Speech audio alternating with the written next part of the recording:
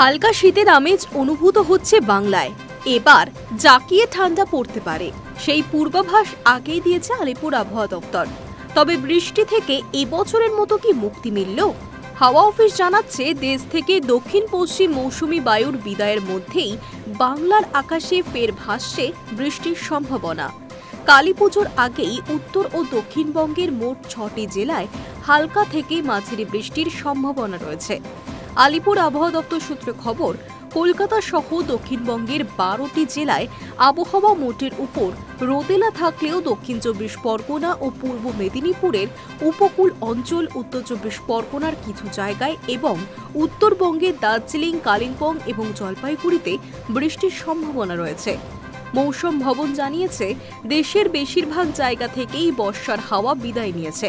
শুধু কেরল, তামিলনাড়ু, অন্ধ্রপ্রদেশ, তেলেঙ্গানা ও কর্ণাটকের কিছু অংশে এখনও সক্রিয় রয়েছে দক্ষিণ পশ্চিম মৌসুমী বায়ু। এদিকে দক্ষিণ পশ্চিম বঙ্গোপসাগর ও সংলগ্ন ভারত মহাসাগরে একটি ঘূর্ণাবর্ত তৈরি হয়েছে। সেটি শক্তি বাড়িয়ে নিম্নচাপে পরিণত হতে পারে। কালীপুজো এসেই গেল, এখনও বৃষ্টি কেন রাজ্যে? বিশেষজ্ঞদের কথায়, বঙ্গোপসাগরে ঘূর্ণাবর্ত ঠান্ডা এবং শুকনো বাতাসের সংস্পর্শে এসে বৃষ্টির পরিবেশ তৈরি করছে। কিন্তু কলকাতার আকাশে মেঘ থাকলেও ঝমঝমিয়ে বৃষ্টির সম্ভাবনা আর নেই। বেশিরভাগ জেলার আবহাওয়া শুকনোই থাকবে।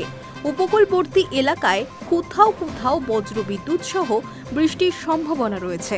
তবে আবহবিদরা এও জানিয়েছেন, বঙ্গোপসাগরের নিম্নচাপটি বাংলার থেকে অনেক দূরে তৈরি হবে, তাই রাজ্যের আবহাওয়ায় এর কোনো প্রভাব পড়বে না। Hi news network.